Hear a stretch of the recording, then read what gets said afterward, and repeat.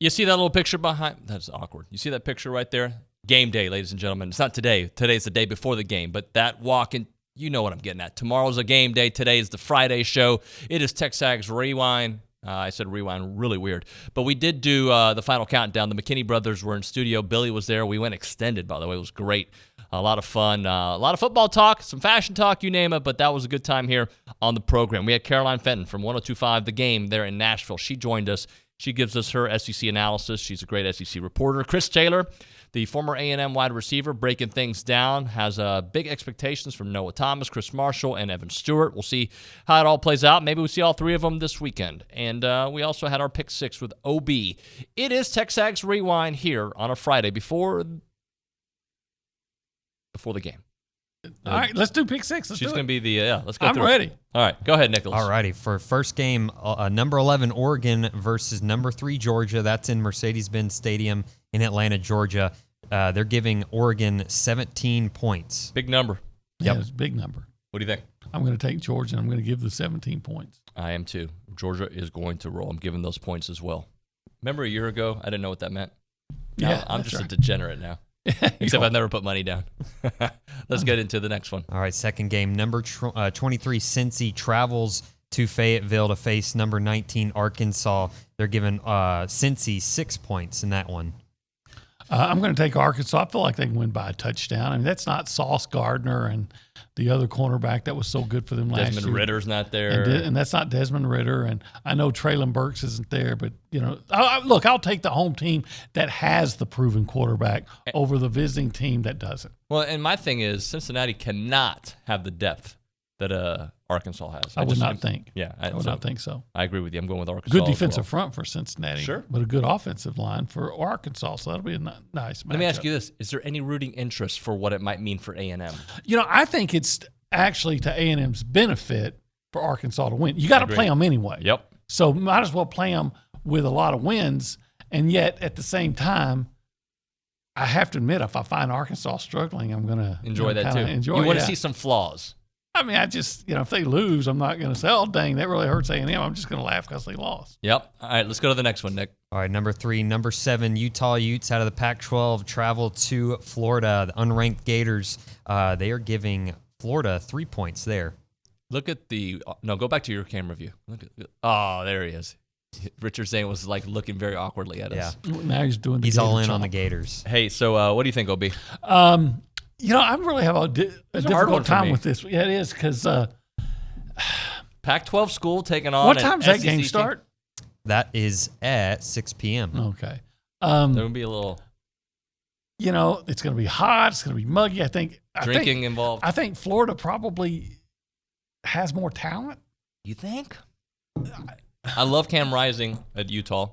The limited Utah I've watched, he's a legit player. But the team with the best talent is not always the best team. Right. I'm going Utah. I'm going to take Utah. Yep. And I'm going to give 3 points. I figure I keep hearing all the preseason hype, so they can win by a field goal. But I would not be surprised if Anthony Richardson comes out and they have a good game. Remember, this is a Florida team that dang near beat Alabama last year, and then just later quit on Dan Mullen. So are you giving the points or you're not? No, I'm going to go ahead and give the points, yep. But it's a difficult decision. That's been the hardest one for me. The next game, to me, I've been saying it for weeks, I don't think it's very easy what the outcome is going to be, but I'll let Nick tell us. Yeah, 3 more for y'all. Number 5, Notre Dame travels to Ohio Stadium to face number 2, Ohio State. They are giving Notre Dame 17 points in that one. That game's at 6:30. Another big number. Big number. Ohio State, last year at least, struggled to start the season. They're not struggling to start this season. They're going to roll. I'm with you. I'll give the 17. Yeah. I'll give the 17 points. I think Henderson's going to go off, and I think C.J. Stroud will throw to the kid with the 3 names. Right. And Jackson Enigma. Yeah. And I just don't. Jackson Smith Njigba. I think the N is silent. Well, I think Ohio State covers. Yep, I do too. And I know it's a big number with 2 top 5 teams, right? But still, sorry, Notre Dame, I just don't see it happening. I know you're high on Evan Stewart, and I'm fairly sure you're high on Chris Marshall, Noah Thomas. Noah Thomas is a guy that I've heard you mention on a few occasions. What do you like about his game, and maybe what his game could look like this year? Because he looks like he's put on some muscle compared to what he looked like in high school. Yeah, Noah he reminds me a lot of Mike Evans, and that's a huge comparison. Big body, big frame. I think he runs great routes. And again, I think the biggest challenge is not physically for these wide receivers. Chris Marshall being, in that conversation as well. I think the biggest challenge for these guys is coverage. Especially as you start moving into conference play, and teams now, they haven't shown their hand in everything. They may start sitting in a cover 2 shell and then they roll to a 3 robber, or now you move and you roll to a cover 6 or, cover 4. But being able to understand and see those things, but then also if a team brings, that extra man to add that pressure, what is that slot guy doing? Is he, what is his route? Is he breaking that thing off? So those are the moving parts that these young guys have to understand and be able to see, because it's not always going to be black and white. You're going to have athletes across from you that they're on scholarship too. They play this game pretty well as well. So the physical aspect, I think that, Noah, he brings the body, he brings the frame, he brings the hands, the understanding, but now it's just the mental side of the game. Can he pick it up on the fly and make those adjustments as you start playing better competition throughout the season? Will Oregon be relevant in year 1 under Dan Lanning? The Lanning-Georgia connection. And then what gets me really fired up is the Bo Nix coming back in fluorescent green to take on Georgia yet again. How do you see that one playing out, Carolina? Do you think that is a competitive game because of everything Georgia lost, or are we now officially in Alabama-style reloading? Because it's the one thing we haven't seen Kirby do. We've seen him now win a championship. We've seen him play for a couple. Do they reload seamlessly and blow a team like Oregon, run them off the field? And that's the key question with Georgia this year. Is it reload or is it rebuild? Because you don't lose 15 starters and have the same level of dominance that Georgia had last year. But that's the number one question. Can they do it? I think Georgia right now is poised to have the most similar path as Alabama has had over the past few years, because this isn't new for Georgia. I mean, you kind of expected a drop-off, let's say, from LSU from 2019, losing 14 players to the NFL draft. That was a one-off year for LSU. But this is not a one-off for Georgia.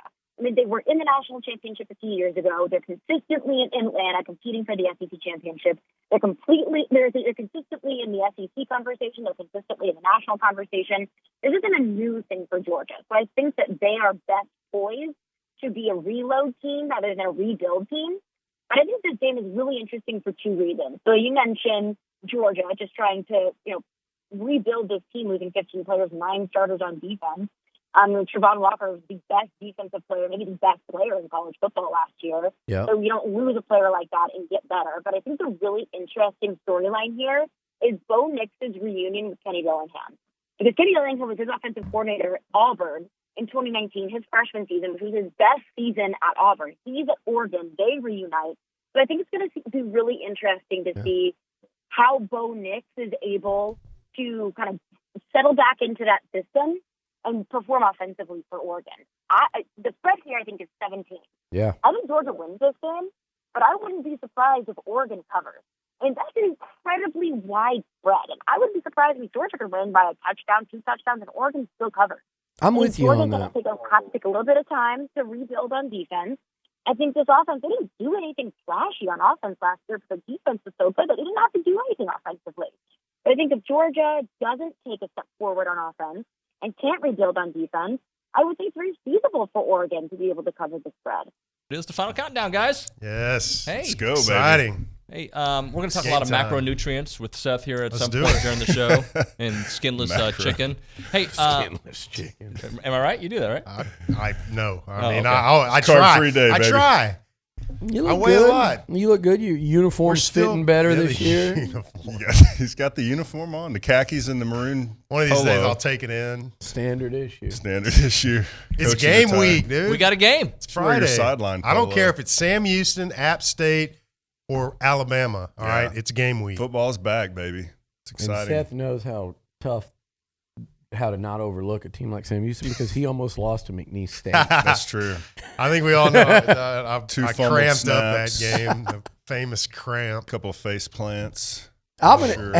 I'm gonna ask you this: no matter how hard you train and stuff, how much different is it for these guys, particularly when we're gonna see so many freshmen playing for the first time, practice to game? No matter the opponent, we're talking about you're still out there playing a football game.